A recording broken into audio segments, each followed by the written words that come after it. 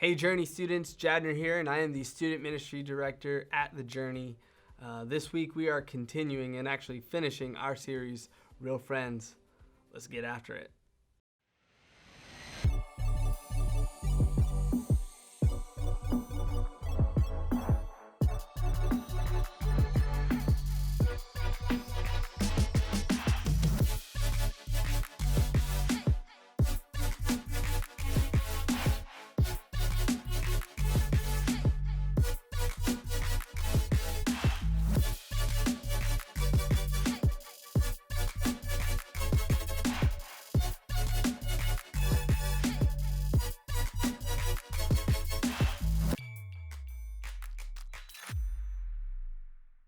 So the last 2 weeks we have gone through our series Real Friends, and today we are finishing our series on Real Friends. And the first week we talked about being the friend you want to have, right? We talked about Jesus and how he washed the disciples' feet. He was the example, and how we as followers of Jesus and we just want to take the lead in our friendships. We don't want to wait for people to be friendly to us, but we want to take the lead in our friendships and be the friend that we want to have first. And then last week, we talked about guarding your inner circle. You want to be able to choose who you allow to influence you in your inner circle. So those are two really good topics when it comes to friendships, but this week's topic is probably the most difficult topic. 2 weeks ago, you probably heard me talk about my friend John, right? My friend John, we were the ones that played the video games together, and we would argue over things, and we wouldn't want to ask for forgiveness. Well, here's the thing. John and I actually lived right around the corner from each other. We were friends from the time we were like 7 or 8 until about high school. And man, we hung out every single day. Every day. We got really close in middle school, and about 8th grade is kind of when it peaked, because we moved from the neighborhood, and I didn't get to see him as often, so things kind of changed. And as my family and I moved, he kind of changed too, and so did I. He was getting into things with different kinds of friends, and I was getting into other things with different kinds of friends, and we just kind of went our separate ways. And while we were still friendly, our friendship, like, we tried to continue it in high school, and it just wasn't the same. I mean, like he and I, we played hockey together, and even in hockey, like, on the same varsity team, we were friends, good friends still. Like, we still would have done anything for each other, but man, as time went on, like, things changed, and we just grew apart. So this week we're going to talk about what it looks like when friendships change. It's probably the most difficult things that happen to friendships. And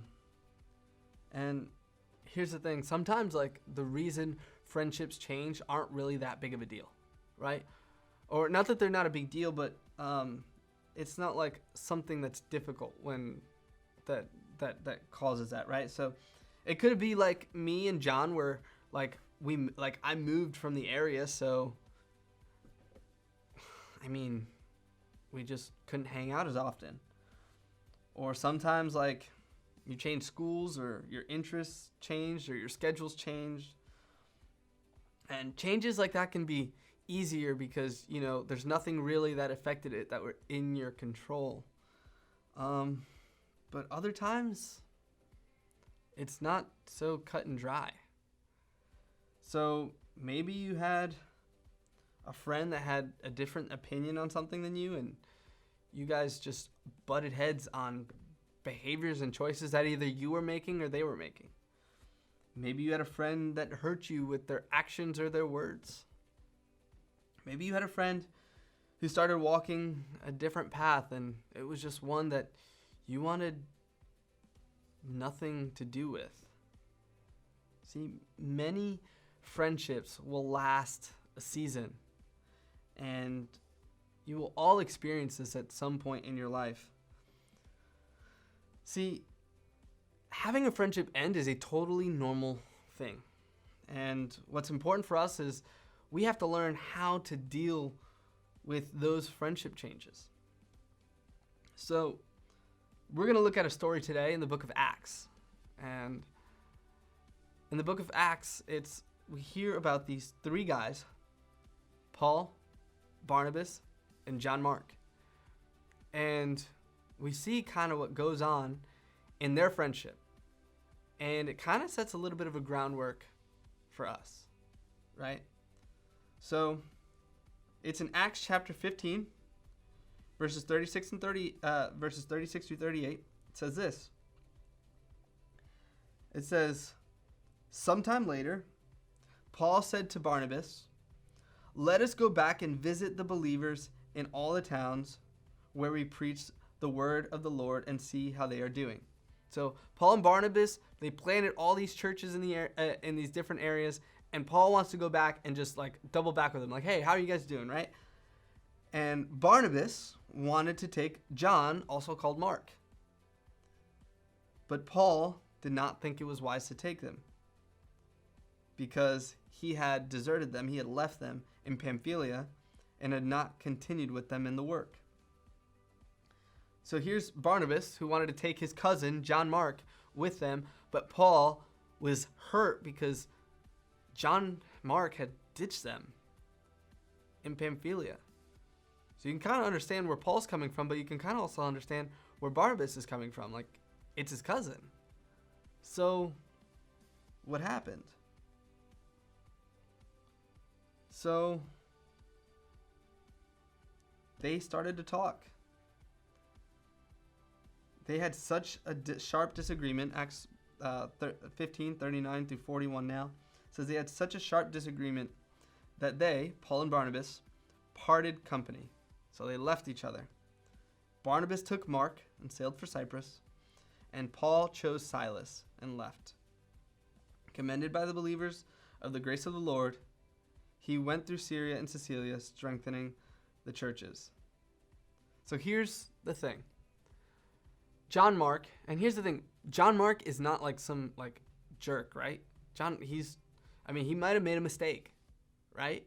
And we don't even know the circumstances of why he had to like ditch them. But here's kind of something that you need to know too.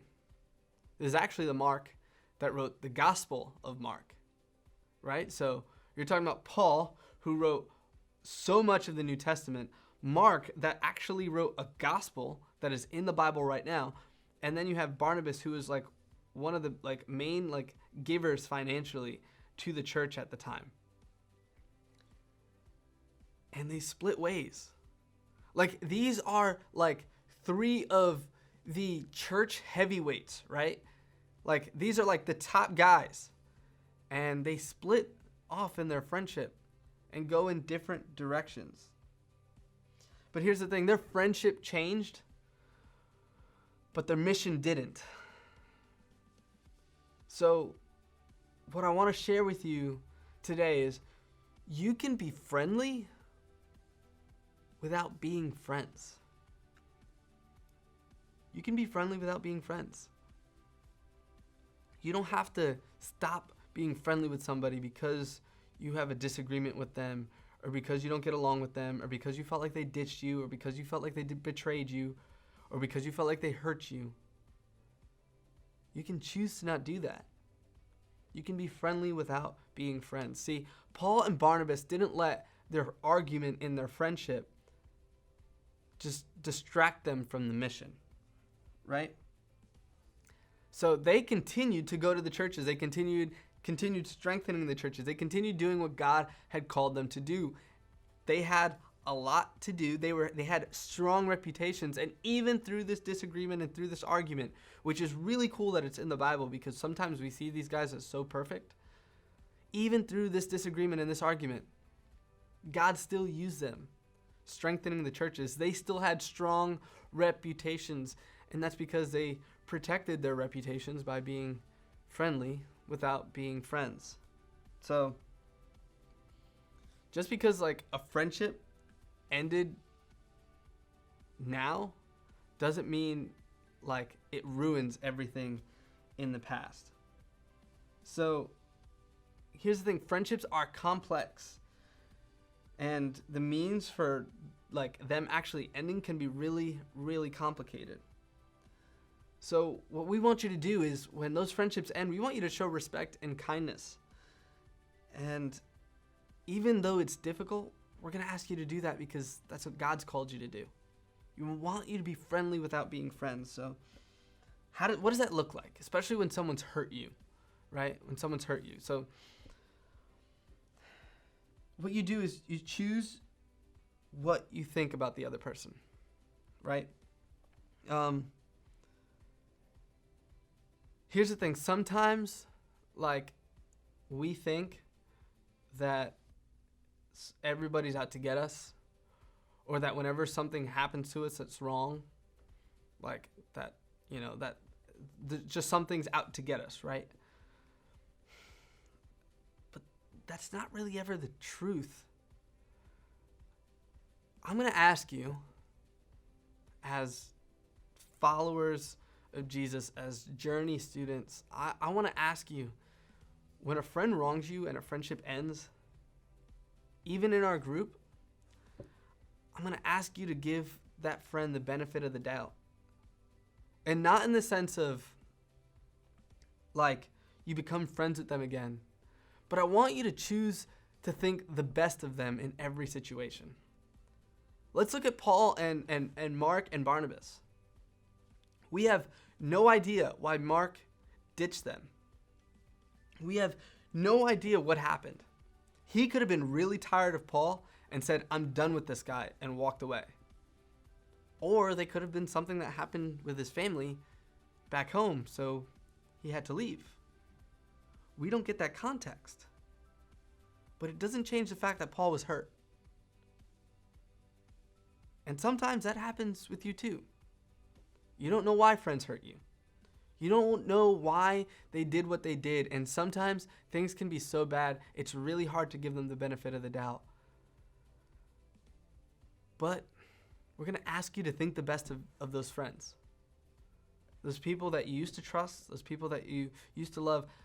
I want you to trust and choose to think the best about them. So it's not just a matter of thinking, right? It's also a matter of like what you actually do. So you can think well of them all you want.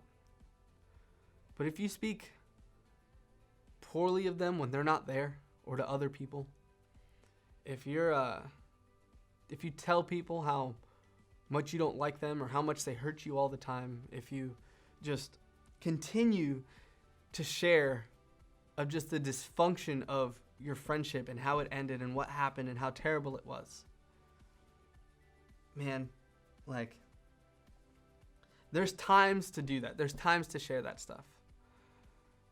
But in a time where it becomes gossip, where you take shots at people that can't defend themselves, you don't even give them the opportunity to defend themselves.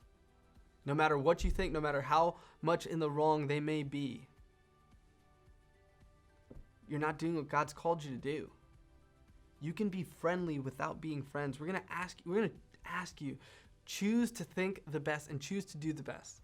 So if other people are talking poorly about somebody that you used to be friends with, don't just not be part of that conversation.